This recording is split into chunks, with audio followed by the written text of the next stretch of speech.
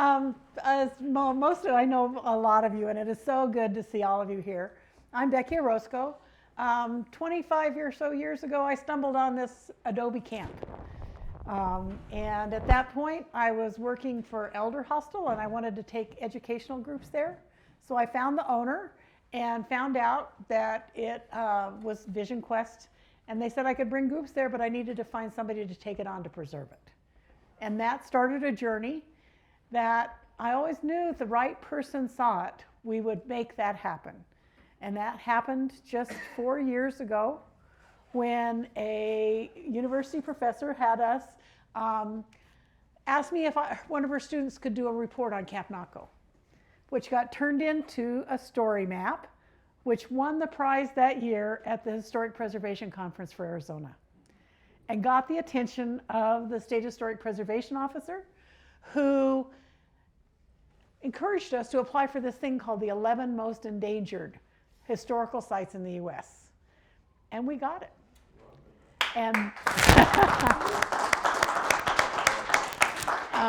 along the way, Bisbee took ownership, and so between us, that happened. That got national attention, got state attention, and I'd applied to the state for grants often and didn't have matching or any of that sort of stuff. I tell people I had $12.67, and that wasn't enough.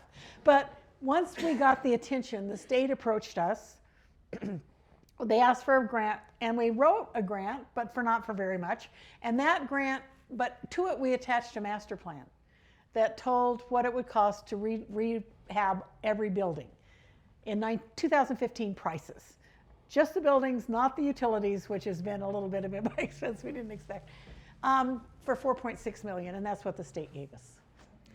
And then the Mellon Foundation chooses 2 sites off that list to support in a grant, and they chose us for that year. So $8.1 million is going to lead to the saving of the site. And part of what we want to do is share those stories. And one of the best storytellers about that I know is this guy here. John has been down, has talked to us before, and I'll let him tell his story about how he is writing books about Buffalo Soldiers. I first came to Bisbee before there was a tunnel. So, and I'm not being facetious. My father was a World War II vet out of the Seabees, and for health reasons, as many of our families did, came here. And when Fort Huachuca was reopening, he had contracts to put in something that these GIs didn't deserve. It was air conditioning. Why did you guys need air conditioning? You know, I mean, you're always out in the field, so. But at any rate, that's when I first came down to this area. And I fell in love with the whole idea of the Mammoth site at Camp Naco, which is still, the 9-year-old boy in me still resonates. But there are many stories, as Becky has intimated, and those stories entail numerous groups of individuals from 13,000 years ago up till today. And with that, I was able to come back to Arizona after several years with the U.S. Army and with the U.S. Navy. I like different uniforms. I don't like the dress all the same. And finally came home to work with the Arizona Historical Society, and finally made it to Camp Naco. Had never been to Camp Naco till about 4 years ago, when our friend from the fort, Steve, who has nothing better to do because you're never let out of the museum, right, Chris? You're always staying there. Took me to both Bisbee Douglas and to Camp Naco to see the installations that I had heard about and written about and researched but never visited. And until you get boots on the ground, you don't understand the same thing as when you're sitting on high. So with that, this book finally came out, and this book took a little while to do. I first started my knowledge, such as it was, and such as it still is today, of the black soldiers' experience in the American West, and particularly Arizona, in 1968, when I met the last son of the officer who was the doctor at Camp Grant, then Fort Grant, Arizona. He was the surgeon, and at that time the 10th Cavalry headquarters was there, as well as several of the units, including the regimental band. And some upstart out of Yale by the name of Frederick Remington came to stay at this post in the middle of nowhere with a young officer out of Virginia by the name of Poughton Clark. Clark was the kind of guy that any officer that you wanted to follow, he would be the officer in combat. Because I'm a father whose daughter's birthday is tomorrow, I would not let him in the same county with my daughter, however. So that's the type of officer he was. But he was here in Arizona, and that planted the seed in 1968 when I first heard of the 10th Cavalry, Frederick Remington in Arizona, and finally brought this book out, essentially inspired by all the work that Becky and the entire group, who over those 2 decades and a half have put into this what is going to be the premier site, not only for buffalo soldiers, but a site for us to understand the beauty of the Sonoran Desert, wonders of the Sonoran Desert, long before humans tread onto this area and up till today. So this is a place that will resonate far beyond Cochise County, far beyond southern Arizona, far beyond the borderlands. This is an international treasure, and I congratulate all of you who've been working on it. With that, you're in charge, and oh, by the way, I've been told to behave myself. I'm Jesuit trained, Father, so I will, in deference to you, not become the sailor I used to be and use language I use when I'm with my sailors. Well, so Camp Naco was the home for the 9th and 10th Cavalry and then the 25th Infantry. Over those, but they were in that border region for far longer than just the life of the camp, which as a soldier's camp was only 5 years. Tell us a little bit about how they got there. Well, the Buffalo Soldiers actually date to the Civil War in terms of their generation of how they actually are created in 1866. I know this will shock you and you're all sitting down, but Congress actually did something right, and they developed 6 regiments of African American soldiers, many of whom had served in what is called the USCT, the U.S. Colored Troops, and we've seen the 54th Massachusetts and others. Those soldiers, after the war, many of them found soldier life certainly far better than life on the plantations. They had dignity, they had status, they had salaries, they had uniforms, and they had the thing that frightened a lot of white people in the South. They had firearms and knew how to use them better than most people of that era. So those soldiers morphed into what became known as the Buffalo Soldiers, a term that the soldiers themselves did not use, and a term that doesn't mean what, unfortunately, Dr. Leckie, a good friend of mine, ascribed to them. But that's okay. Dr. Leckie also was a great historian who made the best martini I ever had, so I can forgive him many, many sins. So with that, moving ahead, the soldiers traditionally or typically are going to serve in places like Kansas initially. They'll serve in Indian Territory, which is today's Oklahoma, into Texas and New Mexico. But by 1881, a fellow by the name of Nana, who was probably about 80 years old, and when I was a child, I thought, oh my God, no one lives that long. And I'm going, oh my God, I'm almost as old as Nana now. And so now he's my hero, a geriatric who is leading a group of Native Americans, of the Chiricahua people, the Shokan people, into Mexico away from the troops. And they actually will bring 9th Cavalrymen from New Mexico into Arizona. And in 1881, they're the first African American soldiers to come to Arizona. And why? Because these guys now have 20 years almost of experience in the West. They're premier fighting units, and they're not some guy who just got off the boat and enlisted in Boston or New York or whatever. And so they're sent in pursuit. They'll go home, back to New Mexico, but 4 years later, after homesteading in Texas, the first black soldiers will station here, the 10th Cavalry and ultimately the 24th Infantry. Those soldiers, some of them are still Civil War veterans, but by the time of Camp Naco, there's about 1 Indian Wars veteran left and several Spanish-American War veterans. So these fellows are traditionally have 7 to 8 years as privates in their regiments.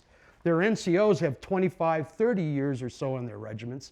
They're some of the best shots in the Army because they've spent so long, they go to the range. There's not a lot to do at Fort Huachuca in the turn of the century and elsewhere. There wasn't a lot of outside occupation, at least in a place like Camp Naco. You had Bisbee, and with Bisbee there were opportunities.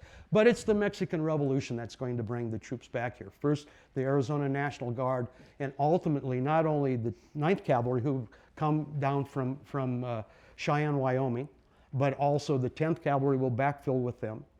The 24th and 25th Infantry were also here. The 25th was here and 24th. The 24th was here for one about 6 months in 1917. But the one unit I don't cover in the book, but shame on me, is the first separate, and I use the term separate because this is a army that is segregated. Officers, 90+% are white, enlisted men in these regiments, now down to 4 regiments after 1869, are all African American descent.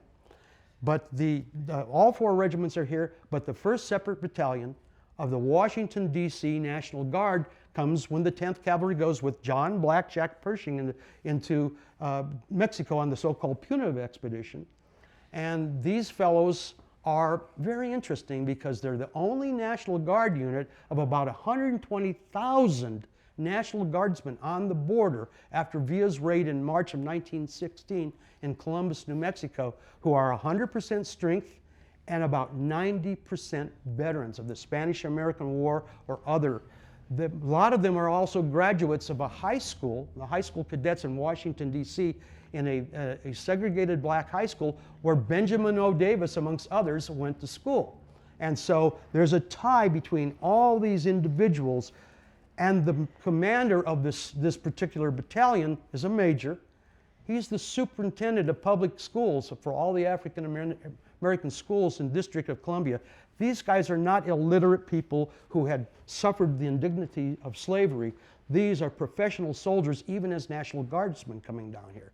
So literally from 1912 to 1924, with very few exceptions, the black soldiers will serve at Camp Naco, and it has the distinction of not having all 4 regiments because many units served at Fort Concho. If you haven't been there, one of the best preserved forts of the Frontier Army, to Fort Davis, to the Presidio of San Francisco, to Fort Huachuca.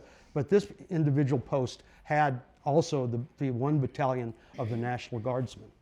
So they're here on the border to take care of neutrality laws. And neutrality laws means not letting the revolution in theory spill over to this side of the border and to stop smuggling, because this is a time that, as my colleague Sam, who's one of the best authorities on the early history of the Border Patrol, there's drugs and weapons being smuggled, human trafficking, and God forbid, there's cattle rustling on both sides of the border. They should have just stopped at the border. Hey, you got cattle, I have cattle, let's just go back, or just exchange them.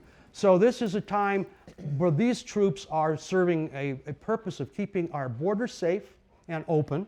And at the same time, they're here for things like when there is a revolution going on and the wounded are being taken from the Mexican side and brought to Naco, to the Opera House, as an airsets place for the wounded from both sides of the Mexican Revolution. Those soldiers become instant corpsmen, and they're bringing the people back, and John Greenway is getting bedding and that sort of thing to take care of the war on the other side of the border as humanitarians. Yeah. So I have, this is a question as we're working on developing the story at Camp Naco. We had looked at the years, 1919 when the Adobe camp was built to 1924 when it was decommissioned. And I had found that the 9th and 10th and the 25th were there. Should we get a flag for the 24th because they were there earlier? Absolutely, and luckily the flag's available. Put that on the list. And we'll pass the hat tonight, right, Charles? So Charles has passed the hat so often, that's why he has no hair. So. No, in actuality, I'm still growing. Oh, that's right. Yeah, we cut Charles from my basketball team. He's too tall. But Becky's my center, so I'm very happy with that. But that's true. And I am going back to the National Guard. The Guard goes home, and basically the border is a dress rehearsal for World War I. This is the first time that we actually have armored vehicles, we have motorized vehicles, we have aviation. All the planes in the U.S. Army are on the border, all 8 of them at this time. I mean, it's a big, a lot of overhead. I think Elon Musk would have been happy with that. And then we also had, it's essentially everything we will do in World War I, machine guns, modern artillery, are all on the border being tested. The only thing we don't have is gas masks and helmets at this time, and soon the doughboys will get those. Well, the 1st battalion will go over And of course, John Blackjack Pershing is no friend of African Americans. And he writes a directive from his liaison, who's the French officer with the French army, do not treat the black soldiers in France like you treat your blacks, because this is how we treat African Americans. Well, the French said, very nice, no problem. Okay, you guys come over here, have a glass of wine, because we give, every day we get wine to the troops, and we have all these nice things for our soldiers. And the 1st Battalion becomes the Red Hand. They become the 372nd Infantry Division under the French, and their badge is a red hand, a red bloody hand. And these guys are guys that the Germans fear, just like the New York, 15th New York became the Men in Bronze, as they're referred to, the Harlem Hellfighters. Their first insignia is a coiled rattlesnake, not the later insignia of the blue helmet for the 93rd Division and the buffalo for the 92nd Division. The coiled rattlesnake meant 2 things. We're vicious, don't fool with us, but white masters are referred to as rattlers. So it's kind of a subtle way of saying, hey, John J. Pershing, we're the rattlers, don't mess with us, we'll fight. And they're highly decorated units. So these units will gain experience on the border, particularly the 1st, and Camp Naco is their place where they go to basic training in reality, as opposed to going to basic training in a kind of a cocoon somewhere. They're really on the border where any day, because numerous of these soldiers are killed or wounded from so-called enemy fire, but not enemies that we can fire back. What I find the most interesting is they have such discipline that my first thought was, get the machine guns out and let God sort them out after we're through. Sorry, Father, I shouldn't have said that. But having said that, they had the discipline not to fight back. And that takes more than, that's true bravery. These are brave soldiers. They got 3 congressional recognitions for their work on the border. Right. Actually, interestingly enough, we always think of the John Wayne movies and the cavalry, but 2 of the Medals of Honor come from the Guam payroll robbery up between Fort Grant. It's a big payroll. Troops are getting paid their wonderful $13 a month for a private at this time. And the locals, including some law enforcement, attack and steal the $25,000 plus, which in today's standards is millions and millions and millions of dollars. And all the soldiers are wounded. None are killed, thank goodness, but 2 of the soldiers will achieve the first 2 Medals of Honor obtained here in Arizona for African Americans. Later on, Poughton Clark, that young officer that I said wouldn't want my daughter to be around, one of his soldiers in a firefight literally charges on his own virtually and will charge into the Apaches, who are not necessarily people you want to meet in a firefight when you're all alone. These are the finest guerrilla fighters of their time. So we'll obtain 3 Medals of Honor in Arizona, and those, along with, essentially there's over 18 Medals of Honor, including the so-called Seminole Black Scouts, who are people who have come out of the Seminole Nation, out of Florida, and have moved into that forced situation under Jackson, where they're moved into Indian territory. And some of the Seminoles blacks will go into Texas, and they'll be on both sides of the border, and eventually the Army will bring them as scouts, and several of their members will also be included in the Medal of Honor recipients. Okay. So we're telling stories here at Camp Naco. What do you think is the best, the key story we should tell with Camp Naco? This is a time where Jim Crow is completely taken, it's the law of the land. The troops come here, many of whom have served in Texas, and many of us have heard about the Brownsville episode in 1906, and there were episodes long before Brownsville that take place. Matter of fact, in the 1860s, after the Civil War, Reconstruction occurs, and we send a large number of troops to the former Confederacy to essentially be occupation forces, including African American soldiers, both from these infantry regiments, 4 at the original, and then some militia, or what would be today kind of National Guard or reservists. And so they come to Arizona after experiencing a lot of hostility in the South, particularly Texas. And it's not perfect here. but you can go into a saloon in Arizona. You can play baseball at Warren Field. And the takeaway story is, to me, is it's Buffalo Soldiers baseball and it's boxing. And the last thing, bands. When you get to know somebody one-on-one, stereotypes break down of groups.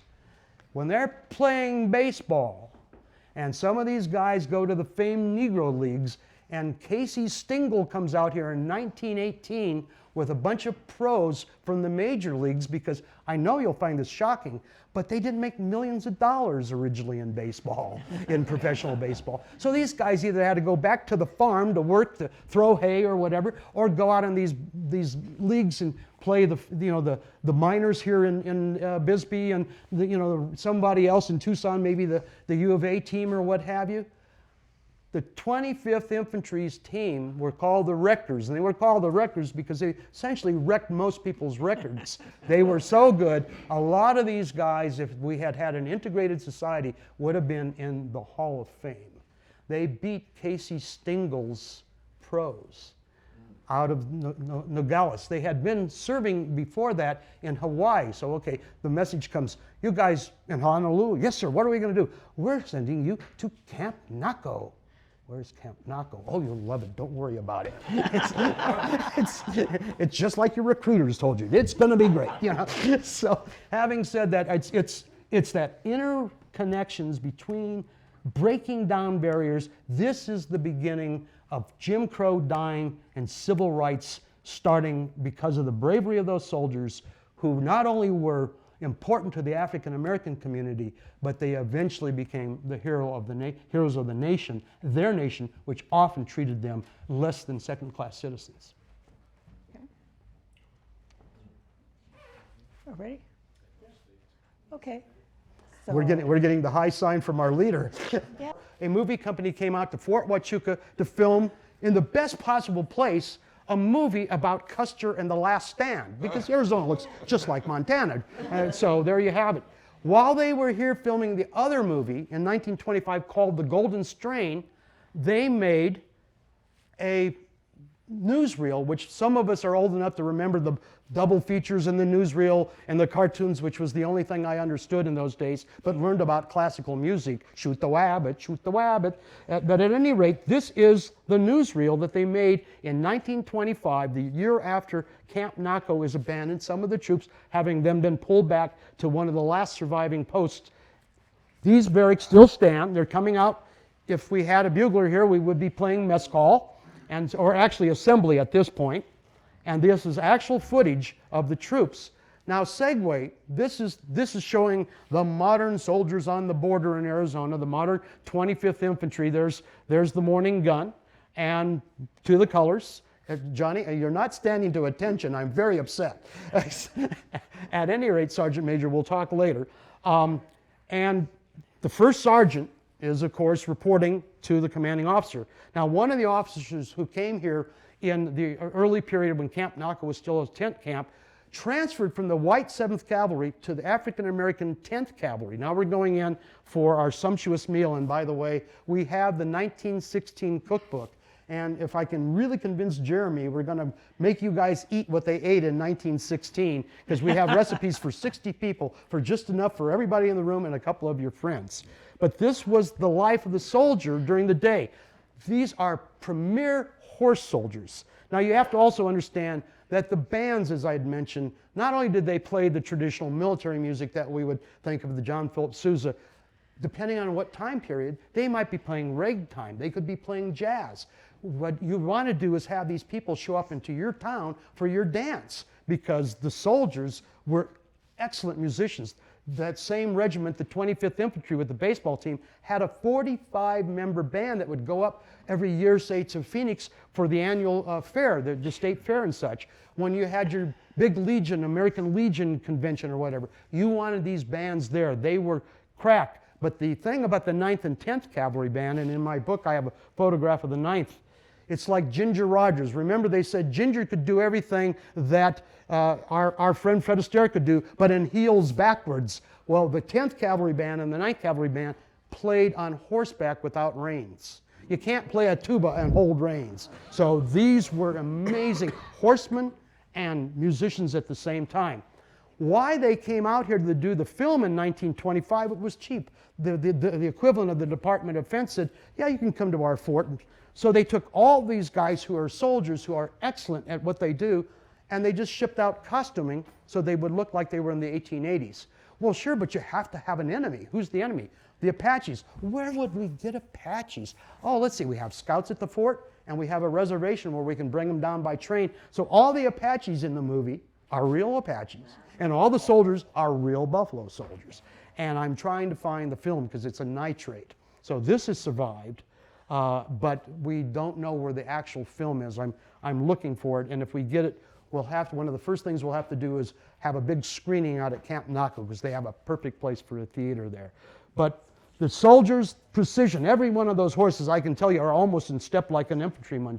And you'll all recognize the main parade ground. I'm sure most of us have been there, and many of those structures are still there. So this is a haunting 100-year-old look at what life was like for the black soldier. Life was not perfect, but it was far better than they had experienced.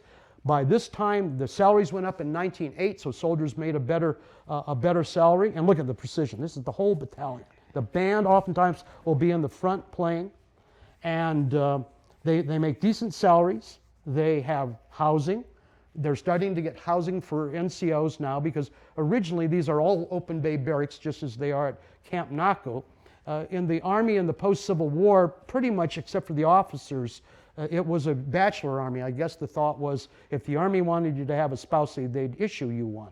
But by this time, there's NCO quarters, and there's quarters for some of the other individuals. And by this time also, we have Charles Young, who has passed away just fairly recently as the third black graduate of West Point. He will serve here in Arizona, and he will actually be a squadron commander and lead in combat into Mexico, a maneuver that is still taught at West Point for attacking fixed emplacements with an enemy in position with machine guns, by the way, not muskets and all those sort of things. We also have, by Benjamin O. Davis will be a young officer out here, promoted from the ranks, one of the first two African Americans who was given an officer's commission as his second lieutenant from the ranks. And again, he had gone to the high school at that high school in Washington, D.C. What every GI loves, inspections. You know, it's just you have to come out. Your gear has to be immaculate. Your weapons have to be immaculate. And they're not just looking at the weapons. Once again, some of the finest marksmen in the U.S. Army at this time are from these particular units, the 4 units. The soldiers, as I say, will play baseball. They'll have boxing matches. They will do basketball was starting to come in at this time, a little bit of football. The officers played polo. And I have actually from Douglas, which I'll be donating at some point in time, the polo cup from a polo match of the 9th Cavalry officers winning the polo match up in Douglas. I understand people down here in Bisbee still will talk to people from Douglas if they have to, so we'll this on the hill is some of the maneuvers, because as we know, Huachuca is a large, perfect post for cavalry maneuvers. And this is a transitional time. Mark particularly is one of the favorite things you were asking, Becky, one of the stories. Mark has pointed out, this is the time of transition from horse to horsepower. These fellows are magnificent, but they really have been obsolete since the turn of the century, when we have modern artillery, when we have rapid-fire weapons, both crew-served and individual-served rapid-fire weapons. But look at this. These guys are going over it, and they're not lightly packed. This is not like a steeplechase. They've got 60 pounds worth of gear on that horse upwards, plus a soldier. Now, they used to want soldiers roughly my size, although at my weight today, they probably wouldn't want me. But when I was younger and actually taught cavalry tactics, they wanted someone about 110, 115 pounds, 5'5", 5'6", for $26 a month. So there will be a recruiter available as we leave. And I know some of us need the money, so this is a moment in time that would have been essentially the same thing for the soldiers at Camp Naco. And indeed, as I say, some of the 10th Cavalrymen, who are the last troops to leave Camp Naco in 1924, will go back to the 10th Cav. Ultimately, they'll disperse a lot of these units. Fort Huachuca, for all, yeah, that scares me every time I see that. Fort Huachuca will be essentially one of the last posts that have African American soldiers in. Of course, in World War II, they'll have both the 92nd and 93rd Division, which is a distinction that no other post in the United States has. Symbolic, the wagon now can be used for training because we're starting to go to trucks. And when we come up here, sometimes we're trucked up, sometimes we come up in our wagons, and we come through Tombstone Canyon usually to get from the fort when we're coming up for 4th of July parades, for baseball games, whatever the course may be. So this film, I'm sorry it's a bit long, but I wanted you to see it because it has been lost for years, and a colleague of ours at Fort Huachuca, Steve, found this for us. So I'm going to gather pennies because they want too much money to have a transfer done, but I'll find somebody at the university in South Carolina that understands what's going on at Camp Naco was worthy of a good price, not a Hollywood price. So, but this is, again, would have not happened if they didn't come out with what had been essentially a fellow who wrote books of the silent era, was kind of the Louis L'Amour. This also scares me. I don't mind going uphill on a horse. Going downhill is a slightly different story. And again, full pack, ammunition, all your food for 3 days, your shelter half, and of course your colonel who can watch them but doesn't have to do anything. It's good to be a colonel.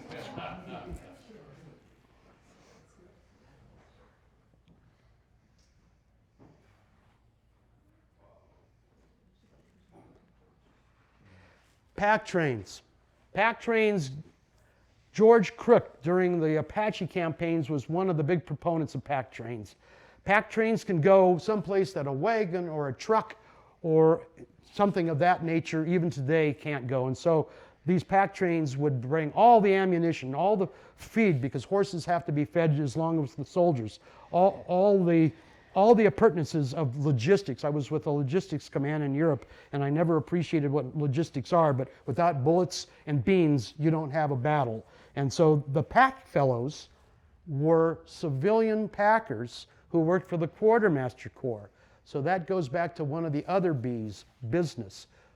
These forts and camps brought money in to the economy of a town like Bisbee, even though Bisbee had a rich economy in the day because of the mines, but they still could sit down and say, with a squadron, a regiment in an area, what have you, thousands of dollars would pour into the local economy to pay people like the quartermasters who were employees, to buy hay, to buy wood for fireplaces and such, to buy food off the local economy, beef or what have you. And so it was a big economic impact. And so in about 1920, 21, 22, 23, as the Mexican Revolution begins to wind down, they're saying, we're going to start closing these posts. Well, many of us with the military have been through BRAC, base closure situations. People fight it tooth and nail because they know the economic impact that these people are going to have if we're closing a post all the way from El Paso all the way to Yuma and beyond.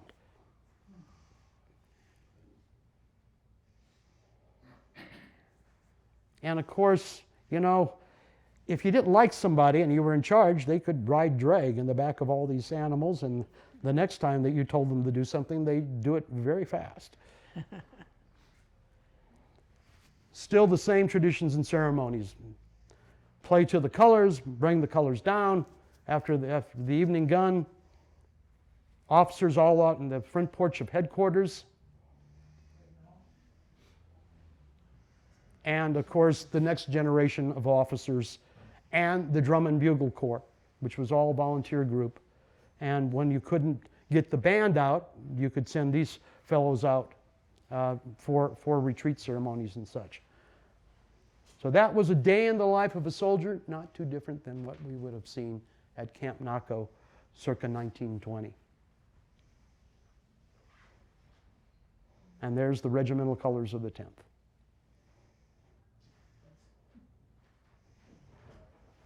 Thank you for bearing with me. Becky? Do we want to do some Do we want to do Q&A, let them go and say, why did we come here? Or what do we want? We're going to do Q&A, but I have the first question. All right, that's So because you're the professor. question I get nearly every time I take a group out to Camp Naco is, are there ghosts in these buildings? The buildings themselves are ghosts. Yeah. They're ghosts with a past that we have to preserve. And if there are ghosts, Becky, I can assure you that that young man will find a way to capitalize on them, and we will run ghost tours for a nominal fee. You know, I think there are ghosts in the sense of when you go there, you get a real sense of the sacrifice of the past. You feel what these soldiers felt, what these soldiers did for us. Sitting in this audience today, who I was proud to serve with in one case, and I wish I had served with you, but you wouldn't have tolerated me. My command sergeant major, who I still have to be very careful with because he knows things about me. I'll be to confession afterwards, Father. Thank you, Becky. That's a great question. But the ghosts are the buildings. The site itself is the history. The site itself is the story. It's like radio for some of us who are older. You go there.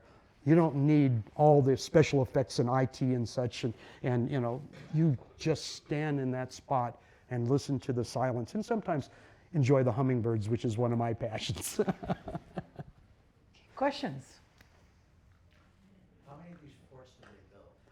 Oh gosh, all the way. But they're up to over 20 actually, depending on some of the camps, and some of them are semi-impermanent. So we'll have something like an Aravaca or something that's just a tent type of camp.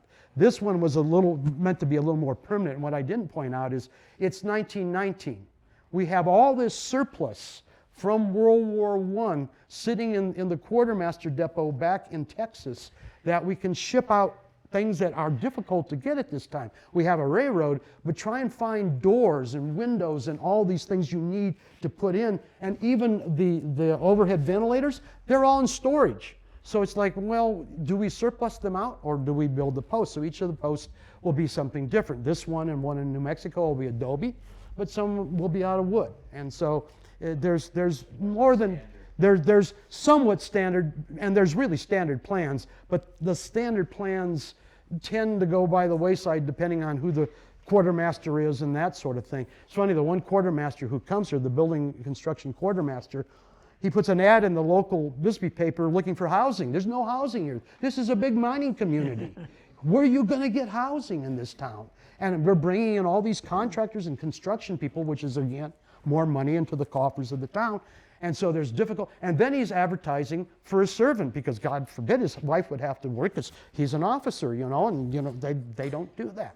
And so it's a big impact, and it's a short-lived. It's like a firecracker that a couple goes off, and wait a second, there's not things happening on the border. Although the Cristeros movement, it's still technically, I think, in many respects, the Mexican Revolution goes on until World War II in some respects, and so it's a dangerous place on the border. But the Border Patrol is beginning to stand up now. Just as prior to the Border Patrol, the Army is doing some of those systems.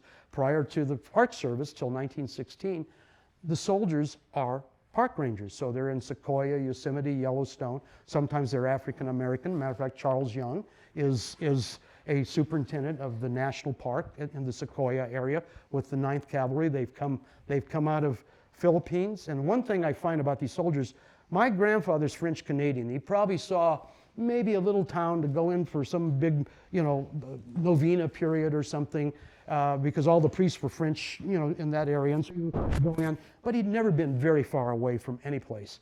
These guys have served in every state you can imagine in the West or territory. They've served in Hawaii. They've served in Alaska. They've been to Cuba. They've been to the Philippines.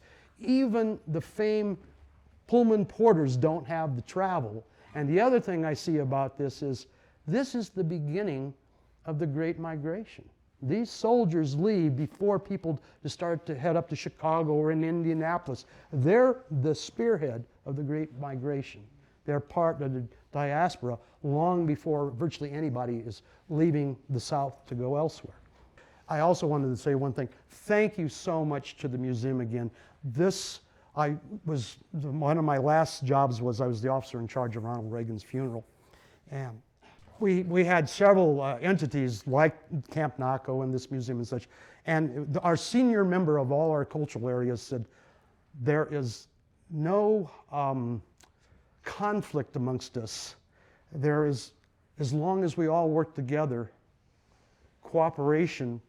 If they know about Camp Naco, they'll know about this magnificent museum here. If they know about this museum, they know about Fort Huachuca. So cooperation is what this group is doing, and this is a classic example of the thoughtfulness of the museum to let us here tonight. Usually I'm not allowed into this museum, so I'm very honored.